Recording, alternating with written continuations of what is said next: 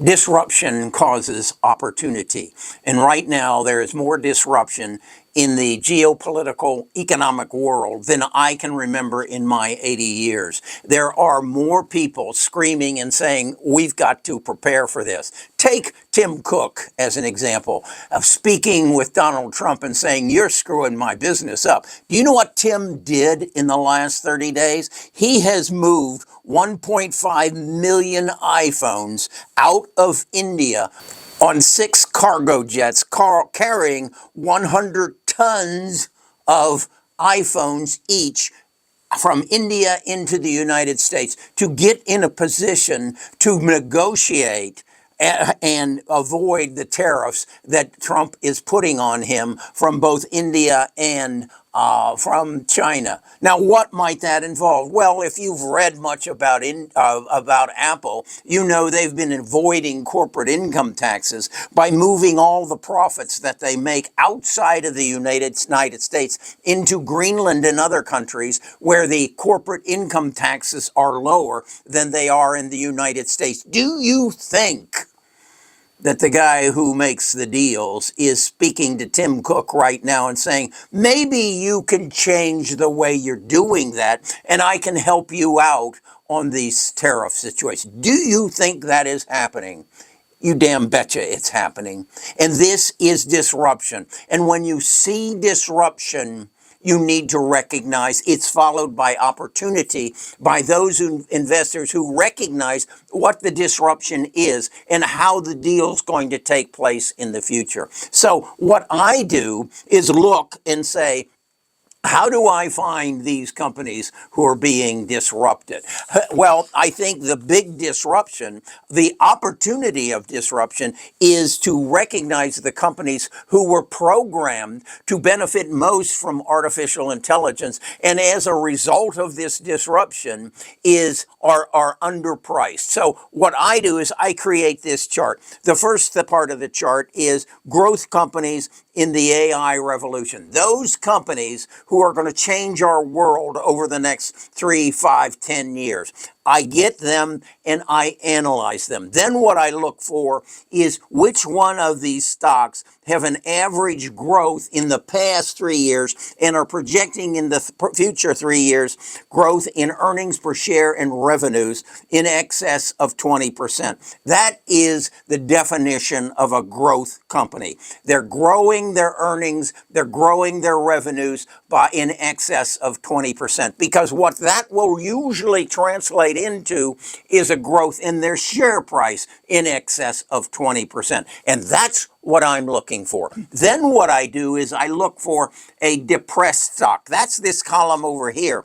And you can see I'm looking for stocks whose off their 52-week high in excess of 50%. Now, if they are also the same companies who are growing their revenues and their earnings in excess of 20% past 3 years, future 3 years, I've got the potential for a winner. Then what I do is I say, am I the only one who figured this out? No. Let's see what Wall Street thinks. Let's see what Wall Street, based on their analysis of the financials and the financial structure of the companies, which ones of them do they project over the next 3 years to grow in excess of 125%?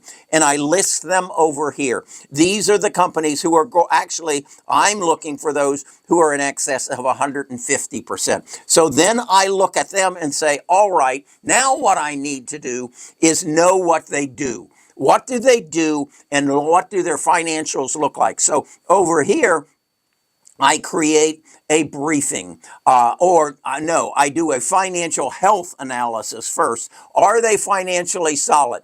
Are they going to be able to make it through this disruption?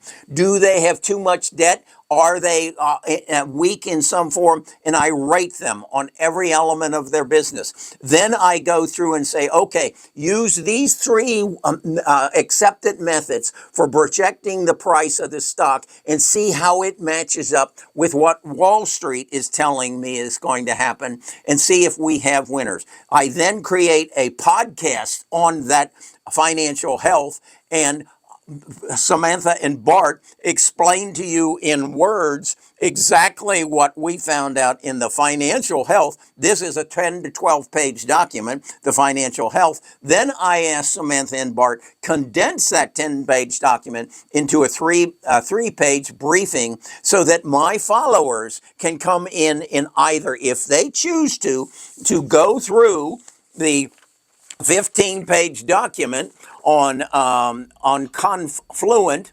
CFLT, and Confluent is projecting that they're going, or Wall Street is projecting that their earnings or their price is going to grow by 188%. Reading this document, I know they are in the data streaming platform with a $100 billion TAM. TAM stands for total addressable market, and that their price is depressed right now by 52%. I look up at Applied Digital and I see that their price is depressed by 58% based on the price today and what their 52-week high is. And Wall Street is projecting a data center in North Dakota that their price is going to grow by 386% between now and January of 2028. And I look at businesses like that and I say, I think that's maybe where I want to invest. But at the same time, I need to see what is Tim Cook doing and what does his future look like. It is not by any means as strong as Applied Digital or Confluent, but these are the companies who are building the infrastructure. Apple, Amazon, Google, Microsoft are the companies who are going to deliver AI to me. So I need to keep track on them as well and build a position there. And that's what's on the other side of this document. And that's my portfolio. And my portfolio shows me, based on these numbers and these projections, what portion of my portfolio, my investment portfolio, should be in each of these stocks. And if these things come true and these projections come true, what are those stocks going to be worth on January the 1st of 2026, 27, and 28? And as we move forward in time, I will update them accordingly. So that's how I manage my portfolio. Now, I don't want to waste this just on me. So I want to share it with other people, other baby boomers or young people who have the intelligence to say, this is the opportunity of a lifetime. If I can just get access to the data that Kerry has bought, that has put together, that has organized, I can make a ton of money. That's you.